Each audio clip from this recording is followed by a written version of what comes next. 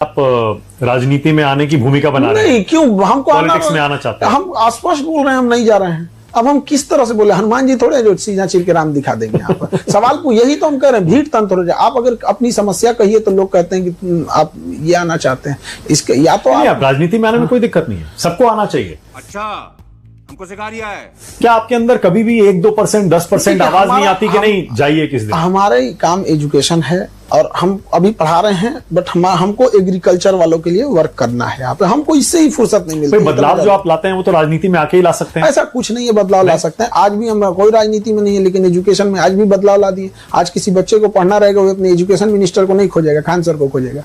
ये हम गारंटी बोलते हैं। किसी राज्य के एजुकेशन मिनिस्टर से पूछ नहीं जाएगा उनके पास। यानी आप मानते हैं कि सोशल मीडिया ने सबको इतना ताकतवर बना दिया यहाँ। बिल्कुल, आप सच्चे मन से करना चाहेंगे तो हो जाएगा, बिल्कुल बदलाव आएगा। कोई जरूरी नहीं है कि आप वहीं जाएं। ये बड़ी अच्छी बात कही है। टू नेशन थ्योरी पर आपकी राय क्या है? क्या धर्म के आधार पर पाकिस्तान बनना चाहिए था? पहली बात तो जो उस समय के राजनेता लोग थे, जो उस समय के थे, उन लोगों ने सबसे बड़ी गलती किया कि हमारी जमीन, हमारा देश को एक लाइन खींच के चला गया, इधर इंडिया, इंडिया पाकिस्तान आप मान लिए। तो सबसे बड़ी बेवकूफी है। पहला डिसीजन होना चाहिए कि हमें रेड क्लिफ लाइन नहीं चाहिए, पूरा पाकिस्तान हमारा है। डूरन लाइन नहीं चाहिए, हमारे गांधारी का गांधार था और इधर हमको म्यांमार हमारा था। 1900 आजादी के केवल 10 साल पहले म्यांमार अलग हुआ था, 1937 में। 35 के अधिनियम के तहत 37 में कंप्लीट खत्म, पूरा अखंड भारत चाहिए था। अभी क्या ले आए यहाँ पर? समझ रहे हो? समझ रहे हो? किसकी वजह से हुआ बंटवारा? उस समय जितने लोग थे सब जिम्मेदार थे, कोई एक आदमी नहीं। नहीं। लोग कहते हैं नेहरू जी की वजह से हुआ, कुछ कहते हैं गांधी की वजह से हुआ, कुछ कहते हैं जिन्ना की वजह से हुआ, एक पटेल ही थे, कुछ लोग कहते हैं। इन सब को हटा के अगर अंबेडकर साहब रहते तो सब समझ आते। सबसे बड़ी मिसिंग होती है, लोग अंबेडकर साहब को आजादी के टाइम अंडर एस्टिमेट कर देते हैं। जिसने संविधान लिखा है, जिस संविधान की आप शपथ लेते हैं, उस संविधान के निर्माता को आप पूछते तक नहीं है संविधान जब देश बनता है तो। अरे बाप रे, ये तो धोती खोल रहा है। हम ये पढ़ते हैं, आप तो पैरवी करते हैं सरदार पटेल को होना चाहिए, आप एक आदमी पैरवी करता है जवाहरलाल नेहरू को होना चाहिए। हम ये पूछते हैं क्या इन दोनों से योग्य अंबेडकर साहब नहीं थे? आप इन्हीं से पूछिए कि आप दोनों से योग्य थे कि नहीं थे। अंबेडकर साहब वो व्यक्ति थे जिनके हाथ में था एक अलग देश बनाना। 1932 रैमजे मैकडोनाल्ड प्रधानमंत्री, लंदन में बैठ के गोल में सम्मेलन चल रहा था, गांधी जी और वहां खड़े थे। वापस आए, इन्होंने कहा कि मुझे दलितों के लिए अलग देश नहीं चाहिए, बल्कि मुझे उनके लिए आरक्षण चाहिए ताकि मैं उनका उत्थान कर सकूं। क्या जिन्ना से कम पावरफुल थे अंबेडकर साहब? नहीं, उनकी देशभक्ति पे सवाल उठा देते हैं सर। अगर वो चाहते तो वो जैसे जिन्ना ने बनाया था बना सकते थे। सबसे योग्य कोई व्यक्ति था उस समय तो अंबेडकर साहब, जिसकी कोई चर्चा नहीं। उन्हीं को प्रधानमंत्री बिल्कुल होना चाहिए, तो सब लोग एक्सेप्ट कर लेते, इवन जिन्ना भी एक्सेप्ट कर लेता, इधर इंडिया भी एक्सेप्ट कर लेता। लेकिन अपना पर्सनल ईगो में वो एक इंसान छोटी जाति से आता, वहां भी दिखा दिया लोगों ने। तो गांधी जी जिम्मेदार हैं? बिल्कुल, सारे लोग एकदम गांधी हो जाए, अम्बेडकर, जिन्ना हो जाए, जितने लोग अंबेडकर साहब रहते तो एक्सेप्टेंस देखिए, कुछ ऐसे लोग होते हैं जिनका एक्सेप्टेंस सब करता है। अंबेडकर साहब का एक्सेप्टेंस जिन्ना को भी करना पड़ता। अगर वो बन जाते प्रधानमंत्री अंबेडकर जी, तो आज देश अलग होता, अलग स्थिति में बिल्कुल रहता। आज वो स्थिति नहीं होती, पिछड़ों की, दलितों की बहुत सुधार रहता। आज आप बताइए, संविधान में आपको कोई कमियां दिखती हैं? जो कुछ रही जरूरत के हिसाब से हम लोग सुधार देते हैं यहाँ पे, लेकिन कितना अथक प्रयास करके उन्होंने बताया। लेकिन बात यहाँ है ना कि यहाँ 2 ऑप्शन दिए जाते हैं, नेहरू अच्छे कि पटेल अच्छे। कहे भैया अंबेडकर साहब को कहेगा आप किए?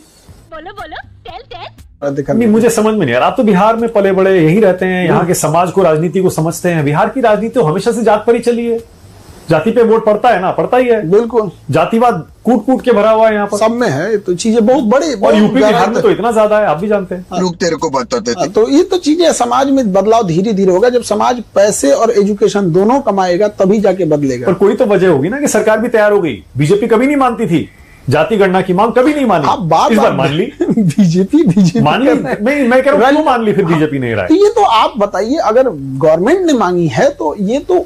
नमस्कार, जय हिंद दोस्तों, स्वागत है आपका नए वीडियो में। दोस्तों इस वीडियो में आप देखेंगे कि कांग्रेसी एंकर माना ने जबरदस्ती खान सर को पॉलिटिक्स में ढकेलने की कोशिश करी, तो खान सर ने इनकी क्या क्लास लगाई है वो आप सब देखेंगे। ये कांग्रेसी एंकर बोल रहा था कि भारत की विदेश नीति पूरी तरह से विफल है, तो इस पर खान सर ने इनको ऐसा ज्ञान दिया कि आगे किसी से ऐसा ज्ञान देखेंगे नहीं। और ये बोल रहा था कि बीजेपी ने ये कर दिया, देश का वो कर दिया। खान सर ने इसको अच्छे से लताड़ा। और बात जब अंबेडकर साहब की आई, डॉक्टर भीमराव अंबेडकर के लिए खान सर ने जो बोला वो सुन के आपका दिल एकदम गदगद हो जाएगा और आप बोलेंगे यही असली भारत है। तो दोस्तों वीडियो को पूरा देखिएगा। अगर आपको पसंद आता है तो चैनल को सब्सक्राइब जरूर करिएगा, वीडियो को लाइक करिएगा। उसके स्पोक्स पर्सन बताएंगे। इसका मतलब बहुत इंपॉर्टेंट मुद्दा है, मैं ये कहना चाह रहा हूँ। हाँ बेटा, लगता है तुम गू खा के ही मानोगे।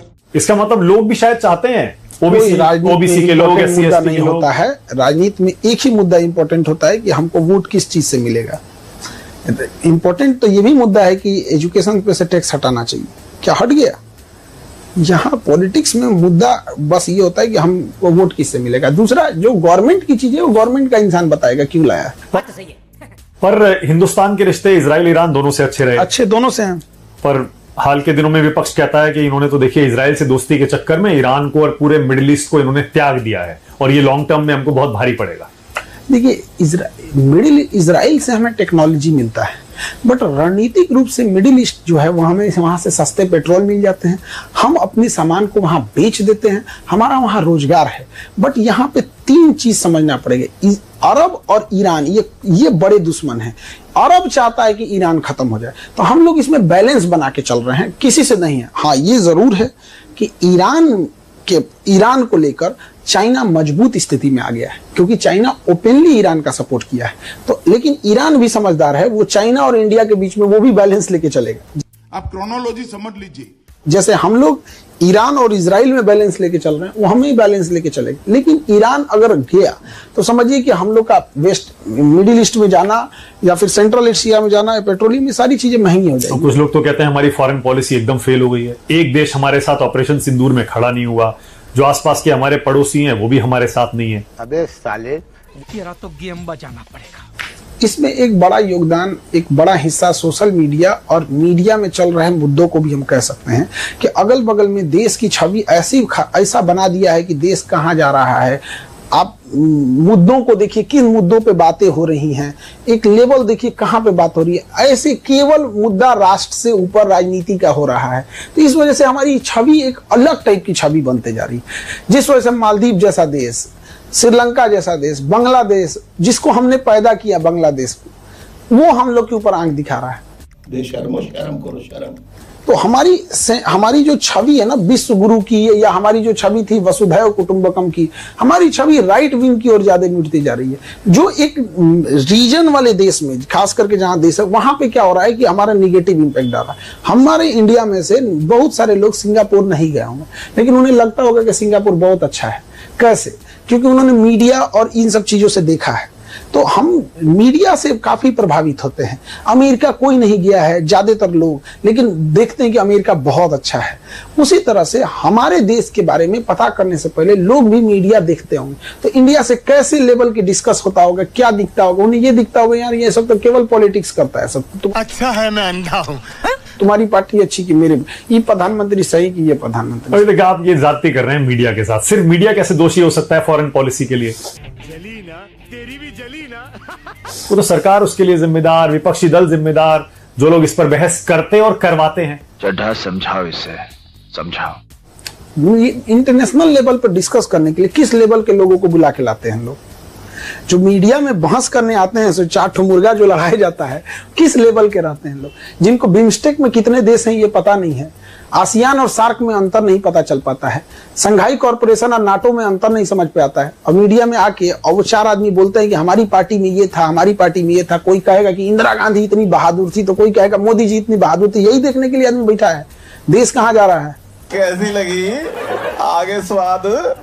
आपको लगता है ट्रंप ने ही सीज फायर कराया था? सबसे पहले ट्वीट उन्होंने ही किया था और ये बड़ा मुद्दा बन चुका है, क्योंकि आपने सीज फायर का जिक्र किया इसीलिए पूछ रहा हूं। ये तो मुद्दा बहुत था। ट्रंप ऐसे भी बड़बोला आदमी है, वो कुछ भी बोल देता है।